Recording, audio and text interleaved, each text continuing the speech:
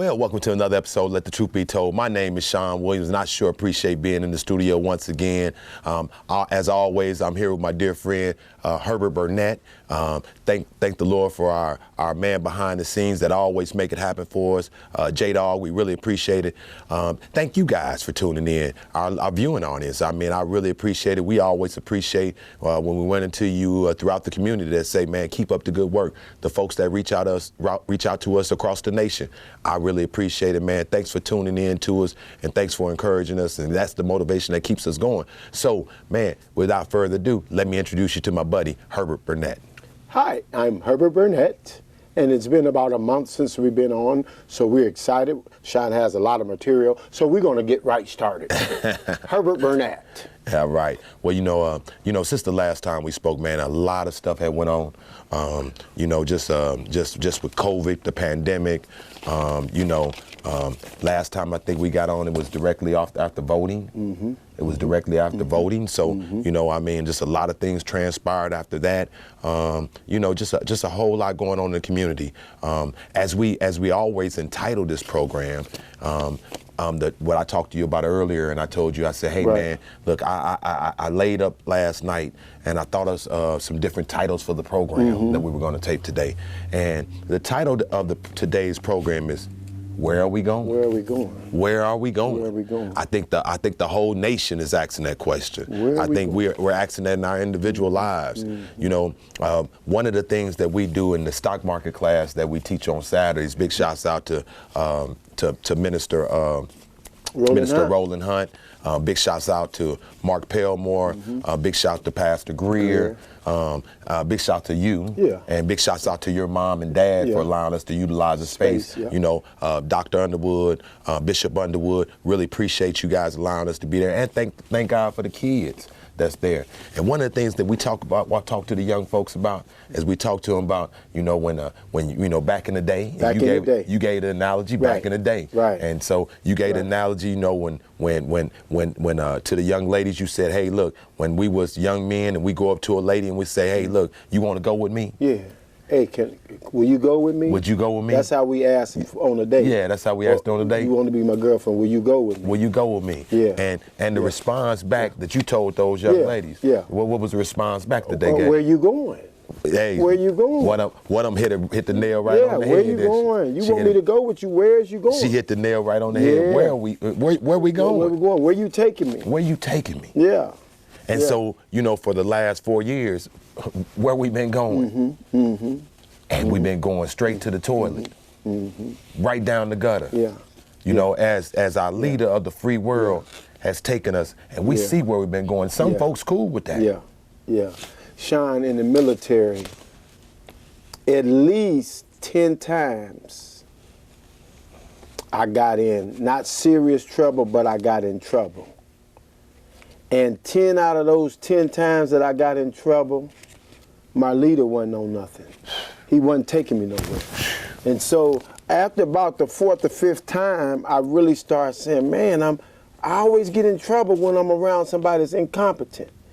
I don't mind following you, but I need you to take me somewhere. Yeah. I get in trouble when I'm following a parked car.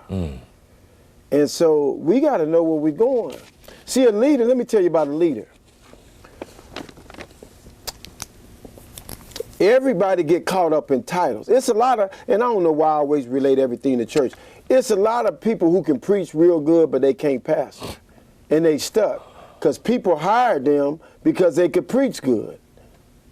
But they going over getting 39% loans at checking go. How you going to teach people to be good stewards of their money and you getting a 39% loan? You see what I'm saying? And so one thing I learned in the United States Army, boy, you don't have to be in charge to lead. You don't have to have the title to lead. You don't have to have the anointing of the Grand Poobah or the mayor or the senator. You don't have to have that to lead. People gonna see who going somewhere and they gonna follow. When you said that, it reminded me of the Malcolm X movie. He didn't say nothing. All he did was turn, and everybody moved. And everybody moved. just like everybody that. move. So you don't have. Move. So that go to say you don't have to say a lot. People trying to follow your actions. See, a leader is anointed to fix problems, right? A title can see the problem and run the other way. Right. But a leader is a thermostat. They come to control the environment. Yeah. A title is a thermometer. They might go whichever way it goes. But a leader controls the environment. Yeah, yeah. You see what I'm saying? And that's what leaders do. That's what leaders do. They change the atmosphere, you know. And that's one of the things about it that I love the most, you know, about me, you know what I'm saying? We come to change the environment, Yes. man. Yes. We're not following. Yes. We're not following no parked cars, Yeah, man. no, We're not gonna see a whole. You know, back in the day, my man back there, he used to work for Warden Martin, and he did a great job working at Warden Martin, cleaning cars. Well, you know? he was cleaning the cars and selling cars, and I ain't seen him in a while. I'm glad. But you know one thing about it, he's seen a whole lot of parked cars in his day. Yes, sir. You know? And that's the way I look at it when I look at people. Yes, sir. You know, it's just like when I see people in congregations or see people in organizations, I see people moving around the city. They great people. They're looking for some leadership. We call it the wilderness is crying out for a voice. Now let me give you this. And you used to say this 12 years ago. Every morning you spray your haterade on. But General Motors, Lexus, Mercedes, Ford, Lincoln, Mercury, every car that come off the showroom floor got windshield wipers. Because the visionary built them cars knowing it was going to rain. So they was built with a storm in mind. So we got to know that if we ain't following no parked cars, that's not going to be popular. Because people want you to follow them, period. Right? But if you park, they ain't going to follow you. You see what I'm saying? And so I say that to say, you got to know that you need to spray that haterade on in the morning if you ain't going to go the way everybody wants you to go. You know, and referencing back to the title, where we going, you know, I did a service for a 16-year-old about a week ago, and big shouts out to Pastor Simmons, big shouts out to Jordan Simmons, his wife, to that family. Big shouts out to you. I really appreciate you allowing me an opportunity to serve that family. But I strategically set this service up the way I did because the 16-year-old is for his friends. You know, it wasn't for him, it was for his friends. It was for the people, the ongoers, the administrators, you know, the people from the city that had some compassion, that paused their day, that came. You know, us as funeral home people, you know, that's what that service was for. So Jordan came with an awesome message. Pastor Jordan Simmons. I don't know how long it took him to prepare, but he came with an awesome message. And so many times we so stuck in religion because we gotta see a certain atmosphere to think that it's church. But he said something just calm. He said it really, really calm. He talked about what was that subject? It's all about me. It's all about me. It's all about me. That's the problem. That is the problem. And even in leadership, it's all about me. It's about my program, you know, get in where you fit in and all that type of comment, you know, or we discredit people, or we ostracize people from even participating. So we walking away from great relationships when it's going to take all of us to be united to make it work, you know, because we got to come together. Some of these things, you can make the struggle, you know, a little bit harder working by yourself. Right. And that's when you know God ain't in the midst. Because he works in unity, a unified. You know when it's all about you because you all out there by yourself, an island by yourself. It's. I told you I had put some notes on my phone. So I'm down your road. So I'm preparing to walk into pastor a building. I'm preparing. And so I came up with this. One of my battle buddies from basic training, I got it from him. Nobody has to agree with me, but the call to pastoral and preaching ministry is an in spite of me calling, not because of me call, right? It's all God's grace and mercy on my life. I cannot be a faithful servant leader and an entitled servant leader at the same time. So you can't. You're gonna have to make a decision. Is it gonna be about you and your entitlements, or is it gonna be about God's people? You can't do both. You can't do both. And so, as a leader, right? I was in a meeting, and I'm gonna be real quick because I can go long on leadership. I was in a meeting with some other platoon sergeants, and the first sergeant was asking us, no, Sergeant Major was asking us how many soldiers we have. And one guy said, I got 59 soldiers under me. And the other guy, then it got to me, and I went last, so I had a time. And so what I told him is, First Sergeant, I have 49 soldiers that I served, right? And that's the difference between day and night. Oh, I'm in charge of 80 people. Well, you serve 80 people. It's a difference than being in charge of 80 people and serving 80 people. It's totally different. And so where we're going, if you want people to follow you, you have to serve them, right, to influence them to follow you. And you know that serving spirit, it's really spiritual when it comes down to that. You know, you got to have that deep within your spirit. You know, your knee-jerk reactions when you serve in, say, community, and we took that, you know, from military to community now. And when you serving folks, you know, it's automatically, you don't even think selfishly. You don't even think about yourself. You automatically think about serving others. You automatically think, and so that's definitely where we're at. It's serving community. You know, so it's automatically thinking about, hey, what can I do to serve other folks? And so when I said that Jordan had just an excellent message. You know, it's all about me, and he talked about we had 2 commandments that we had to behold, 2 commandments that God gave. He said, love the Lord thy God with all thy heart, mind, soul, and strength. And then the second commandment was just the same. Love your neighbor as you love yourself. And then he went back to, but it's hard to do that when it's all about me. It's hard to care about your neighbor like yourself when it's all about yourself. And we go into leadership, right? So I'll go all the way to commander-in-chief, right? It's all about him. As we're trying to transition and Biden and won and all of those things, you can see the demonstration every night playing out on the news. He's tweeting, he's mad, he's upset, he's a sore loser because it's all about him. The whole presidency was all about him. So now let's move it to a local community. A lot of times when we're serving or supposed to be serving, it's all about me. It's all about our program. It's all about what we got going on. It's all about our own organization instead of collectively coming up with how can we serve all together? Because it's definitely going to take all of us, collective effort, collective resources, putting our like-mindeds together, you know, finding out what the issues are collectively. Because it's always a bunch of things that we can spread and do.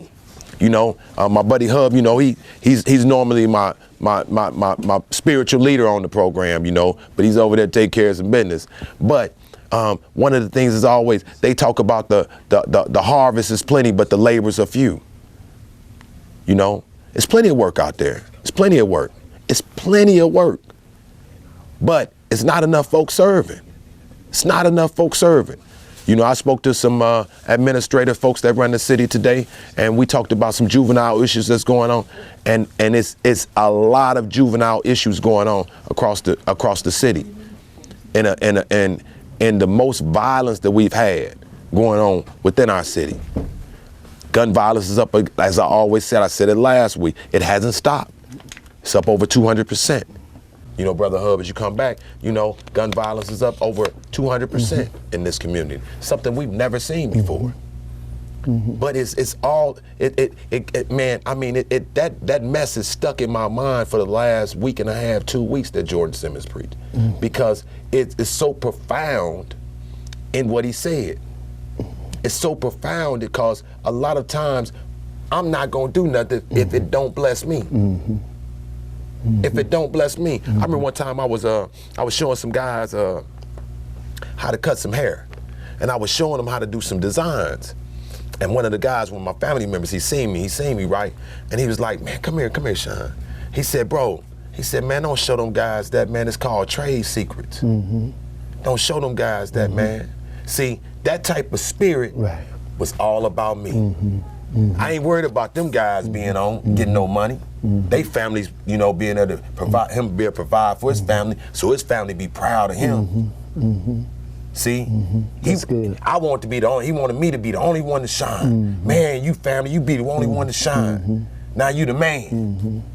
But why I can't instill, because this is what we grew up off of. That's why it's so important to get them folks up off the couch and get up under some good leadership that's gonna tell the right stuff. That's the reason why. Because we grew up and we learned that in the Bible what it talks about is go out and make disciples. That's the biggest mandate. Is go out and make disciples. And the harvest is plentiful. Go out and make disciples. And so that's training, that's educating, that's showing, that's teaching somebody. You know, we talked about my man detailing, getting down. That's showing somebody else how to detail. You know, that's showing somebody else how to open the stove. And now that you bring him up,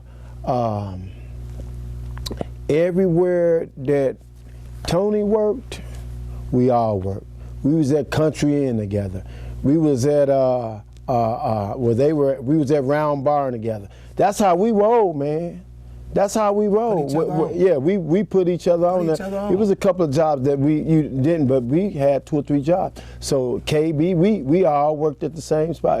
At Country Inn, we had about 9 or 10 of us, and then Ed and them was cooking. So we had the whole posse. And so, but here's the thing, Sean. I told the guy this the other day. You know, and this guy looked at me as this competition. I told him, I'm not your competition. I can't be your competition because I'm rooting for you to win. And so it's hard for me to be your competition, and I'm rooting for you to win. You see what I'm saying? And so it's a mindset.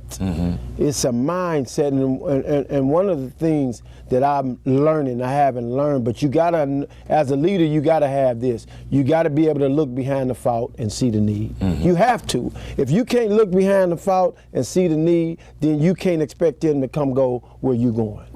You got to be able to take them somewhere, but part of taking them somewhere is not trying to change their life, stop them from shooting on a Zoom meeting, as you spoke a week or 2. You got to roll your sleeves up and get on in there where it's at. Listen, let me tell you something. If somebody is in the mud and I reach down to grab them out the mud, even though I ain't trying to get down there where they at in the mud with them, but I gotta know that it's a 90% chance that I'm gonna get some mud on me. Don't mean I gotta waddle in the mud, don't mean I gotta get covered in the mud, but it's a 90% chance that when they grab my hand, they got some mud on their hand. And so as I'm pulling them out, I'm gonna get some mud on me. But you know why you don't care like that? Because you was the guy in the mud. I was the guy in the mud. I was the guy in the mud. See, too many people that's getting in charge, they got this textbook way of the way that should look. And see, and they never were in no mud. I'm gonna say this, and I ain't gonna go into it, but I graduate in 2 weeks with my teacher certification from Eastern Illinois University. And it took me 10 years going 1 and 2 classes. But in 2 weeks I graduate. But my point is, the reason I bring that up, because I've been student teaching for the last 6 months. I've been doing practicum for the last year. And man, the analogy, and I'm not saying it's nobody's fault. I don't want y'all superintendents not to hire me, right? But so I'm not saying it's nobody's fault.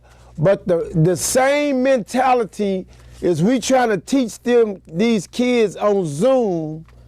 That's the same mentality we using to try to get these kids to put the guns down. It's the same mentality. Now, I'm not saying I haven't seen any success on Zoom, but I will not. Our financial literacy class has dropped from about 12 to 13 down about 6 or 7. We got some adults, but kids. And I'm okay with that, right? Because I respect you if you don't think it's safe for your kid to be there in mask. We got hand sanitizer, we got gloves, we got everything. But if you don't think it's cool, that's safe. But those 4 or 5 that we pouring in, or 6 that we pouring into every week, they're gonna change the game. But it wouldn't be that quality if we put it on Zoom. You see what I'm saying? It wouldn't be, you're not gonna get the same results if we did the financial class, literacy class on Zoom as we getting one-on-one in your face. Even though we gloved up, we masked up and all that. And so that's the same mentality that we think we can change this community. Off of Zoom, not really off of Zoom, but off of Zoom, man. I ain't doing that. I ain't going over there, man. And then what happens is you get tricked. You so scared in the position you is to deal with the kids that woolly foo-foo look at you, you look like you're looking for somebody to go over there for you, so they tricking you in believing that they got relationships with the people to get on. Let me stop, man. And you may guard it the whole time, but they shoot up my shop. But you know, one of the things, the reason why that concept just don't work. That was one of the reasons why that concept of that just don't work is because you got to be directly involved. You know, you got to be directly involved. They gotta definitely look at you and say, man, this dude care. And then. Trying to do it from a distance, you know, trying to do it from a distance, you know, there's too much distractions out there. You know, just like people that's gonna view this here on Sunday, people that's on our Facebook Live right now, they got 2, 3, 4 different things going on, and they can't concentrate on the message. You know, I do the financial literacy on Thursdays, you know, and you know, I talk to you all the time. And I told you I was getting frustrated because I'm looking for 40, 50, 60 people. Man, y'all need this info. You need to know this newfound information, what to do with your money. You know, I know somebody that's kind of close and that's kind of around right now, and I watched them spend a ton of bread on this community just so they could have something. What about him having nothing? He taking his bread to make you have something. But it's like spitting in their face when you don't show up to the event. Right. And that's the way I felt, and that's the way I feel when I'm on the face. When I'm sitting up here, I done spent my time to download this information that nobody never told me. The financial guys that look like me didn't tell me. The guys that's in real estate that I know they went to real estate class and sat in the same class with me. Then come back and say, man, look, bro, man, this is how we get on. But let me put a positive spin on it, man. It's hard to put positive on negative. But I'm finna do it, and I think you agree with me. Boy, it's God's plan. And when you're in the will of God, man, you have to use your heart 6 times in one day. When you're in the will of God. And so what I've learned, and what I'm learning, I ain't say I'm getting better. My wife always on me, watch your mouth, don't speak negative, you ain't gotta say nothing bad about them for you to look good. She on me. And I don't really, all my life I done kept it straight 100, right? But if Bishop Gwen said, if it ain't kind, if it ain't true, and it ain't necessary, shut your mouth. Okay. Right? And so let me say this. By us being in the will of God, right? Now, I'm gonna speak for me. By me being in the will of God, my fight is already fixed. He don't even need my help. He don't need me to speak ill of anybody. You see what I'm saying? Even if it is true, right? Even if it is true, because the key is, he's the architect, and all I could do is mess it up by speaking ill of somebody when because he can use the devil's oven to bake his bread. But I can mess his plan up, even if it's true, by speaking ill of a situation when he gonna cause that situation to be a blessing to me. You see what I'm saying? And so I'm learning, but I gotta get it right quick, because God told Moses to speak to the rock, and Moses got frustrated, and smite the rock, and did all that work but never stepped foot in the promised land. But I'm gonna tell you like this, and this is the views and opinions of Sean Williams, okay? And I spoke to some folks today that's dealing directly with the violence and folks and stuff that's going on in the community. A lot of times we don't keep it 100 because what's happening is that the stuff that's going on in communities and what's been going on, everybody going along to get along. Yes, I agree. And nobody stand up and say, man, you dead wrong for that. Right. You dead wrong. Right. You know, it's like it's like the family knew somebody got sexually assaulted back in the day, and they never addressed it. Right. They never said nothing. Now this girl grew up hurt her whole life. Right.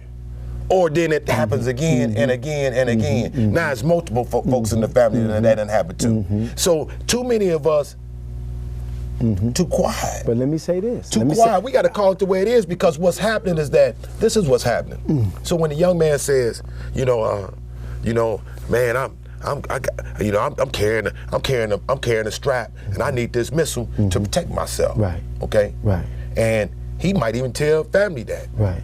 And now family's saying, man, yeah, he do need that missile to protect himself. Right. Now, he 14, 15 years old, he buying it too. Or he out here selling, you know good and well he's selling this here dope. Right. But because he kicked you down for some Christmas money, you all in. Right. Instead of saying, bro, look, man, you better than that. You better than that. God got something great for you. I had some people do that for me too. To tell me, man, don't go down this route, bro. You better than that. Hey man, you talented. But too many of us, we won't push nobody to their destiny. We won't even stop them. We'll cheer them on to go down the other road. Well, it's hard. It's extremely hard. And I learned this in the education field, and I learned this in parenting. It's hard to teach somebody you're scared of, right? And one thing that I'm noticing, first hand, second hand, third hand, these parents that's between 30-something and 40-something, they different from us. They so scared they gonna offend the kid. You see what I'm saying? They more wanna be the kid's friends to get them to do what they want. Not all, I'm not gonna generalize, but I've saw it a lot, and I've saw it from some quality people. They quality people and they quality parents, but it's just something about they don't wanna rub the kid the wrong way. Right? Where I'm old school. You see what I'm saying? And I'm gonna be old school. Denver and them in Danville was teasing me about the way I coach. My way is old fashioned because I got standards and I got discipline. But you know what? Let me tell you something. There's no better feeling than a 30-year-old, a 32-year-old to call me, inbox me, or see me and say, hey, Coach Hub, how you doing? You see what I'm saying? That's what made my blood boil. And I'm gonna be old school. And matter of fact, my boss, my new boss, that's why he hired me. Because he knew he wanted that to be a part of his program, and he knew that's what I possessed. So I'm not gonna change. But in order to discipline, see, those who God love, he chastens. So if you ain't got no love, you can't discipline the kid. Because discipline starts with love. Just hollering and all that, man, they'll tune you out. And guess what? They know within 5 minutes of being around. Here's the key. Here's the key problem right here. They know, and they being the young kids 17 and under, maybe even more than that, but 17 and under. See, the Bible says they will become weaker but wiser. So they soft as Dr. Cotton. If you say one word wrong, they'll shut down. They will shut down. But they wise enough to know if you really care in 5 minutes. And see, they know when people coming at them, they already know whether they real or fake. And you're not gonna fake them out. And that's a huge problem with the 17 and under cats. And even older than that, but especially 7, man, they sniff fake a mile away. And they ain't gonna say nothing. They not gonna say, man, you fake. They just gonna leave you alone and you'll never see them again. They'll avoid you. And so first of all, we got to have what made me the #1 United States Army recruiter out of 300 and something recruiters. When they asked me, man, how did you do it? I said, genuine concern. You got to have genuine concern. right? If you looking at them like they dollars, you always talk about how much a kid in the district is worth. If you looking at them like that, you can forget it. So Hub, let me go this here. Let me take it this direction, okay? Because you're biblical and you repeat a lot of scripture, so you'll understand this, and a lot of you guys in the viewing audience understand this concept. You talked about putting old wine in new baskets. Mm-hmm. So let me tell you about the new wine that we're facing, right? Mm-hmm. We're in COVID-19 national pandemic. We're talking about different coronavirus vaccines that's out there. We got Moderna. We didn't put money in the Moderna stock. We got Pfizer, AstraZeneca, Glebe Science. Glebe Science, Abbott's laboratories, all these different things. Okay, so what's happening right now is times are changing.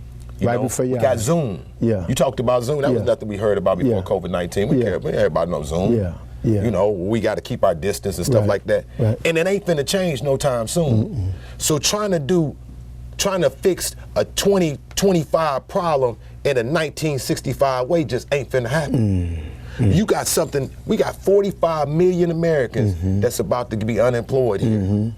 Okay? Not to mention the people that's already been unemployed. You got people that'll never go back to work the same. I know folks that's been working at home since the beginning of March. And they went back to an office building yet. So that means that now businesses gonna say, you know what, I don't need 900,000 square feet. They're gonna downsize to a smaller space to just have nothing but finance folks there or administrating or marketing folks or whatever the case might be. We can do a Zoom. So now we need to wrap our minds about how are we gonna operate? How are we gonna operate? How are we gonna not have to go to the main? Now we're about to go. We got Biden in there. We got Harris in there. Okay, they finna shut the country down for the next 60 to 90 days. Now, have you did anything? Have you did any renewing of your mind? Have you changed the way? See, we trying to fix a problem off an old mindset, and it ain't gonna work. We steady trying to teach an old way through Zoom. We talking to kids and these new kids. They talked about new kids on the block. These new kids. These new kids, right. You better talk to them like they got some intelligence, because they super intelligent, like you said. Baby will go to the phone and teach you more about your phone than you. She's amazing. Teach you more about your phone than you. Spark your brain. You got folks we got a big factory back there as our backdrop. A lot of them folks ain't gonna have no job in the next 10, 15 years. They think they are, but it's something called artificial intelligence. That's gonna take the place of that, because we gonna social distance for a while. For a while, we're gonna have to social distance. For a while, things are gonna change. And everybody always say, man, I can't wait till life get back the way it was. It'll never be the same. Ever. Life will never be. When you see these dramatic changes, world-changing events happen, you have to pause and start learning new information so that you can operate how to win in the wilderness. Some people adjusted during the pandemic and they start selling plates, and they still selling plates. You see what I'm saying? The flip side of that is what you normally say. You got to take that and have a plan. I know for a fact, I'm part of the Black Chamber. William Cowles is the president.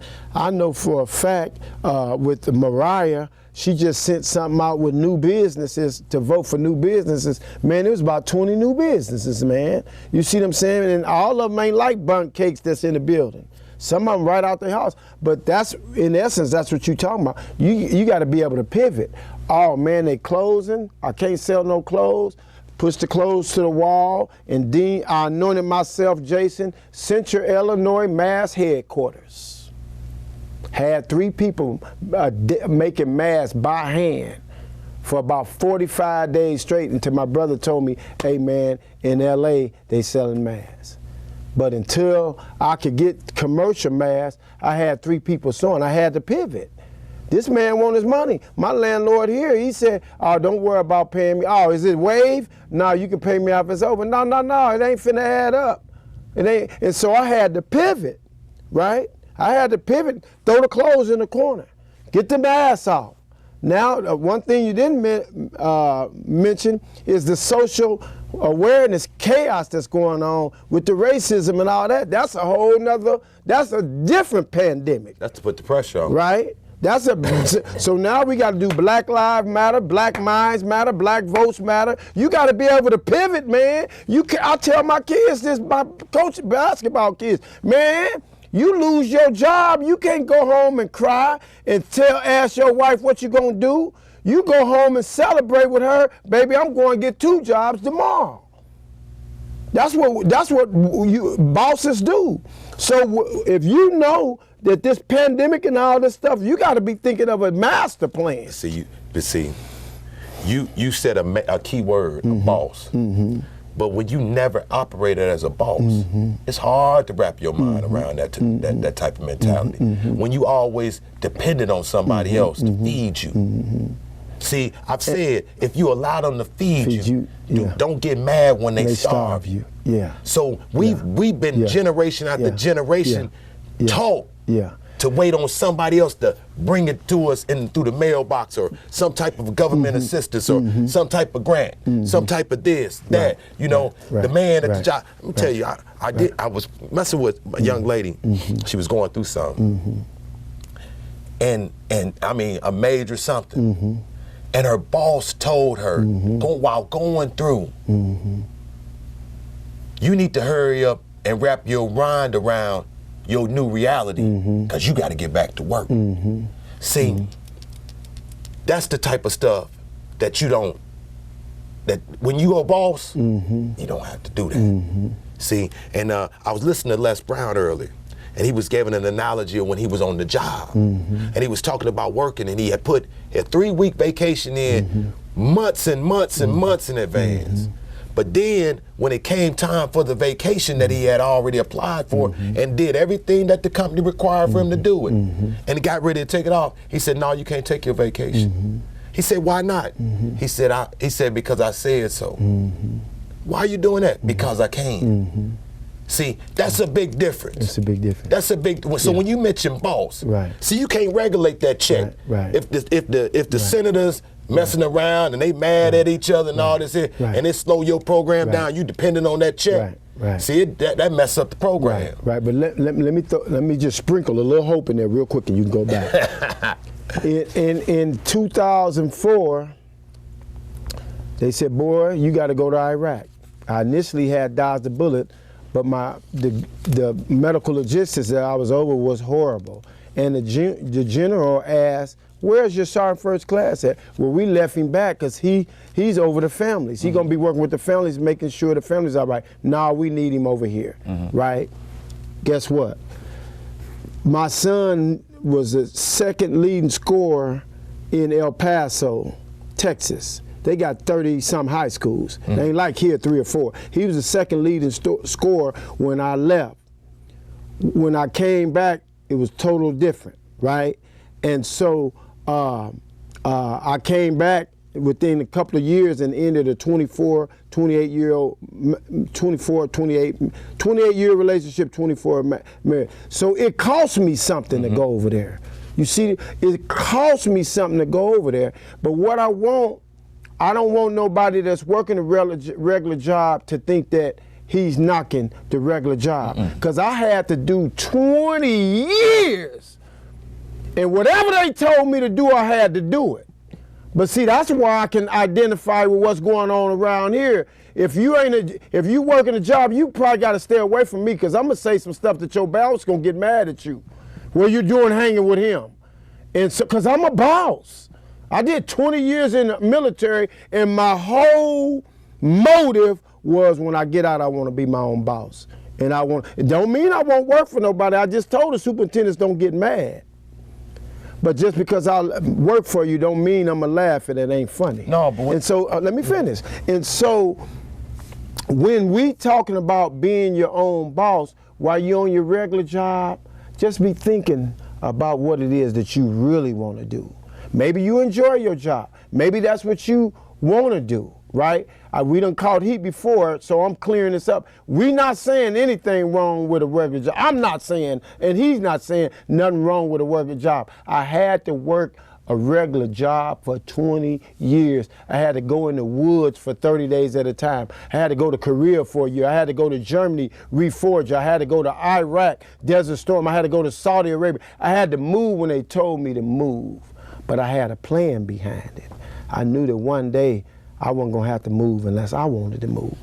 And so, you know, I mean, you clean it up as you want.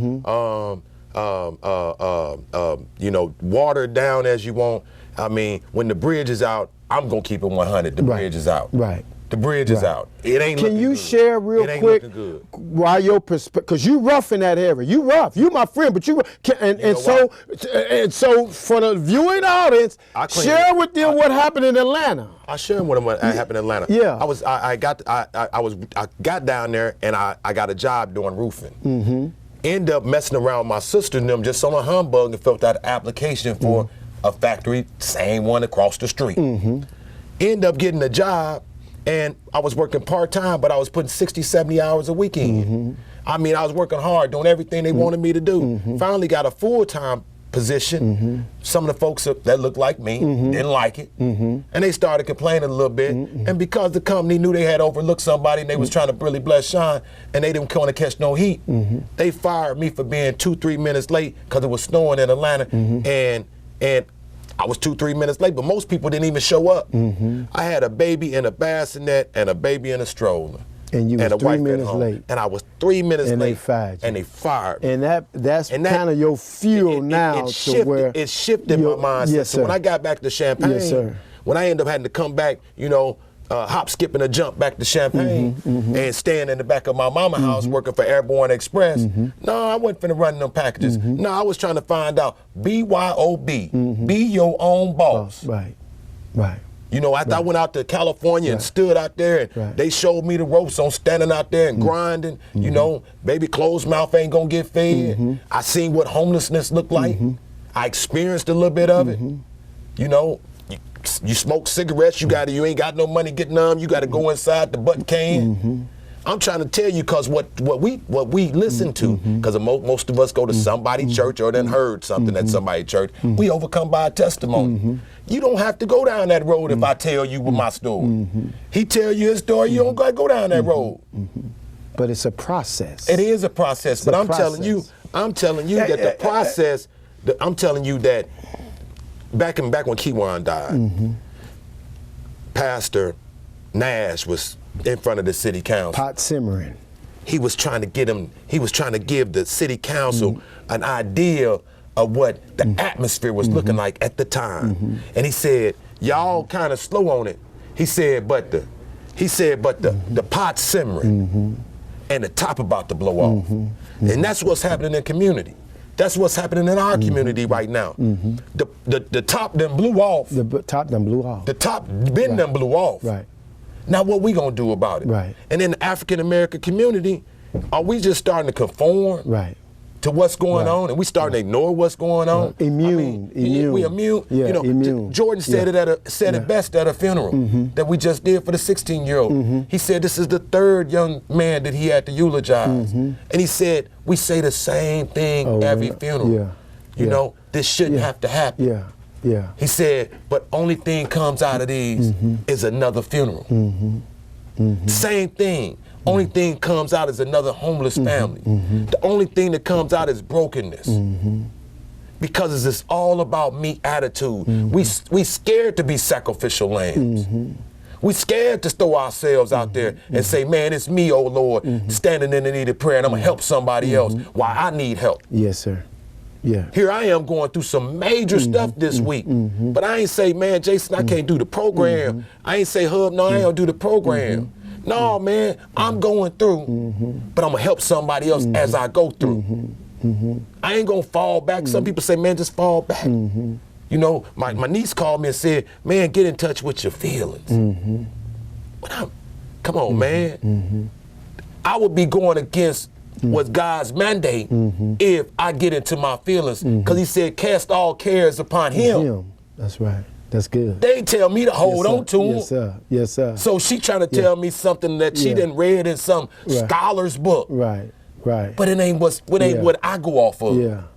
Because when I wake up, I'm casting all my He said, cares, my yoke is easy. but my burden. Come on, man. Come on, man. Thy word have I had hidden in my heart, Yes, man, sir, to be able to defend myself Yeah, when I'm walking through and going through the wilderness. Yeah. So you got to have something that you can lean on. Not no person you can lean on, something that's bigger than yourself. And we not really, because we're not showing a living example of what that looked like. And that's what I was going to say, Sean. Go ahead. Not a living example what that looked like. But a picture. That's what I wanted to talk about. A living example what that looked like. Man, they need a picture. And when you see that picture, stop being so judgmental on the picture that you tearing everybody down. Because we can't even build up young people in this community to go off and be successful. Because every time you see somebody stretching for the shore, you pull them back to the dirt. Right. But you gotta create a space. You know what? We got, listen. Tony Brown told me this the other day. He said, man, you don't care nothing about selling nothing in that store. You go days and all we do is sit around and talk. And so I shared with Tony, this is a safe haven. People don't have to come here to buy something. They can come here and get prayed. Bishop Greer's here. We will pray for you. The kids inbox me at night and they come here. You know why? Because we're not going to judge them. And that's one thing that I think we need more of, is safe spaces where these kids can be honest without retribution. That's a huge problem. They need to be comfortable in the environment they in and not gonna be judged, not gonna be arrested, and just listen. I was an Army recruiter and I was good. I was really good. I was the best. But I had to learn how to listen. And when I learned how to listen, Private Joe Blow or Private Sally was gonna tell me exactly why they was gonna join.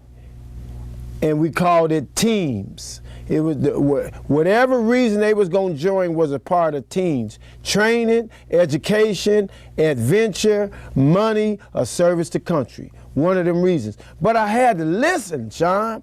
In order for me to best develop these people and get them to enlist in the United States Army, right, and really have their good intentions for them, I had to listen. Some people was easy because they wanted to service the country. My dad was in, my granddad was that, my great-granddad war, and I just want to serve, right? But some wanted a specific training. Some wanted to be law enforcement. Right? That was training. He wanted, I'll join if you can make me a military police.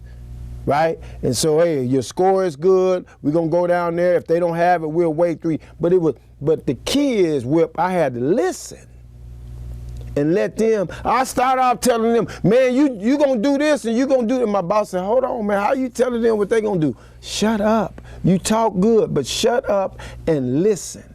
And they gonna tell you exactly what they want to do. That's the same way it is now. We label them. We don't have hardly no safe spaces for them to be able to share. Let's go back to living examples. We got 10 minutes left, man. How did that happen? Let's go back to living examples. Let's go back to living examples. When I had the barbershop, I had the little foyer area right there. I had a little bitty TV back in the day with the fat back. You know, so I had some kids and I was going my way to the store. I had some kids sitting there that watching cartoons. And I know they was unaccompanied with an adult, and I'm like, man, who y'all here with? You know, this, that, and other. And they was like, mister, you know, we just watching TV, you know, because too many people at my house watching TV. And I'm like, and I thought about it, my heart went out to them, man, y'all gonna watch TV, man, what y'all want from the store? Because they just want to be what you said, a safe space. But then I thought about the people they was talking about back at the house. See, we ignore that back at the house. See, that's that living example. See, it's just a bunch of bad living examples out here. You talk a good game, you look good, you went to the mall, got dressed up and all, but your living example ain't on a crumb. No picture. They ain't got one. Well, they got a picture, but it ain't a good picture. And so our spaces that we do have, we have not held them accountable to get people in there that can relate to them. So now we got to hold these folks accountable that's running these organizations. We got to hold our legislatures, these people that's coming up with these different laws and policies and procedures that's going to govern us. I mean, this election has taught us that, should at least have taught us that.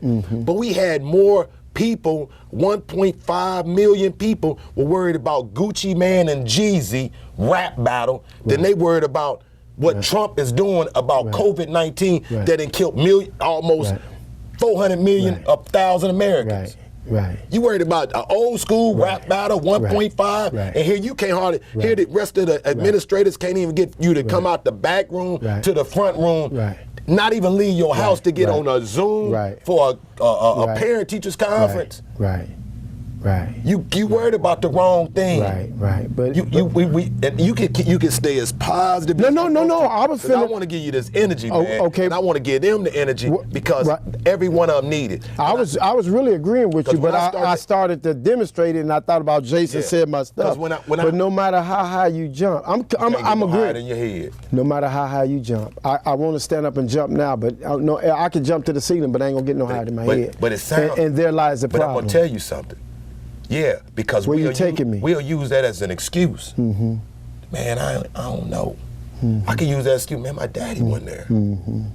But what would that leave me and my kids? Let me share this with you real quick, because you got the last 5 minutes.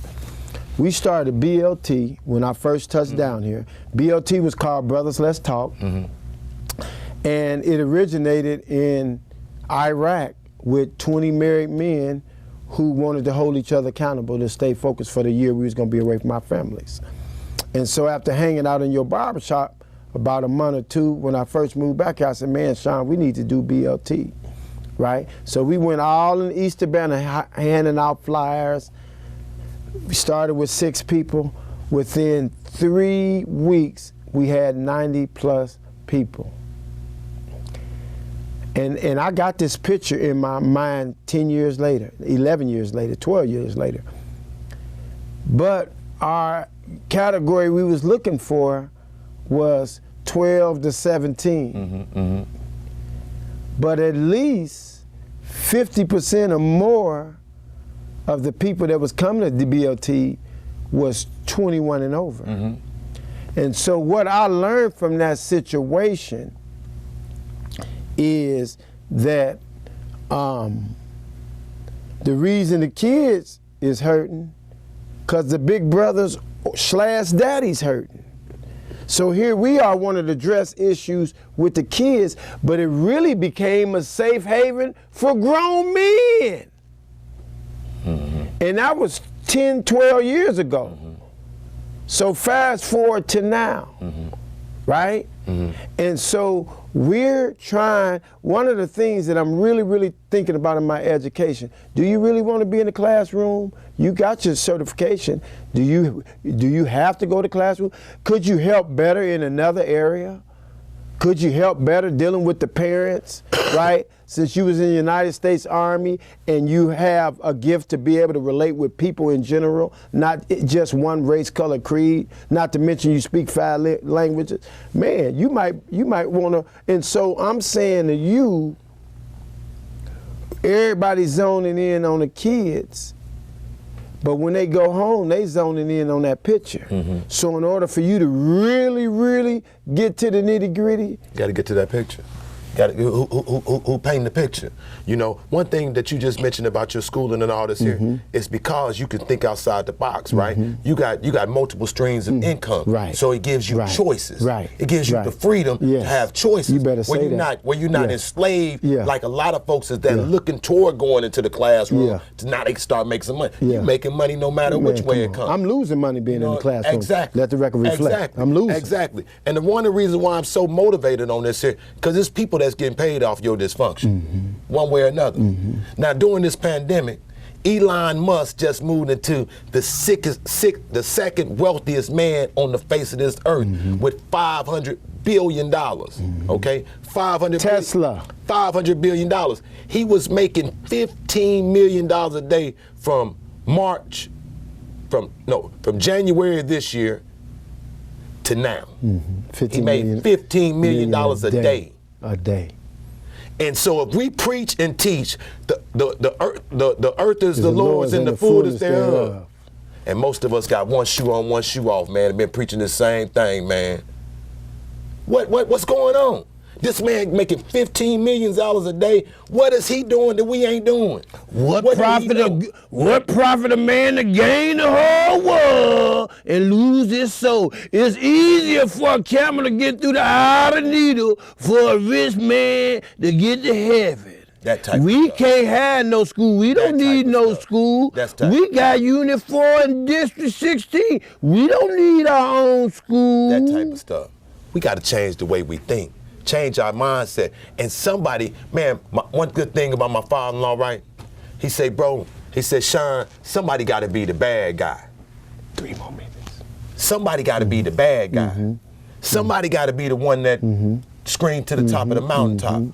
Somebody got to be the sacrificial lamb to say, man, look, it ain't cool the way we've been doing stuff. Now I said it on the radio program on Sunday. You know, these organizational executives and these administrators and these pastors of these churches, don't be mad at me for what I'm saying. I'm not meaning that as a personal attack. I'm meaning for you to use your mics better, your organizationals better, your spaces better. So we can no longer have to keep on trying to go to the man to ask for relief. Because they about sick of us too. 15 million a day. They about sick of us too. When this man over here making $15 million a day, Jeff Bezos coming up with so much creative stuff that he got Amazon Prime, Amazon this. Now we see a flood overnight of Amazon trucks in our neighborhood, and we don't even know how it happened. And they coming for Walmart now. And we don't even know how it happened. Yeah. We don't even know how it happened. Yeah. You know, we letting banks take advantage of. There go Minister Hunt teaching kids 6 years old. Mark Pelmore's daughter there, 6 years old, learning about how the investments work. And here we trying to wait on a stimulus package. And all your people is a stimulus package. Dude, 9 years old, man, quoting calls and puts. I'm salty about it. I'm salty about it because I'm the one that got to dress this 16-year-old. I'm the one that's sitting there holding this mother up. I'm the one wrapping my arms around this family. I'm wrapping my arms around them young men saying, man, life gonna get better for you, man. You know, but we all have a responsibility in this community to make this community a better place. And you owe it to your own people to make this community a better and the world a better place. So I appreciate you tuning in to us. Jason, as always, I thank you, man. Hub, man, big shouts out to you, man. I really appreciate it. Appreciate these guys that's over here and all you folks on social media. Thank you for watching another episode of Let the Truth Be Told. Peace.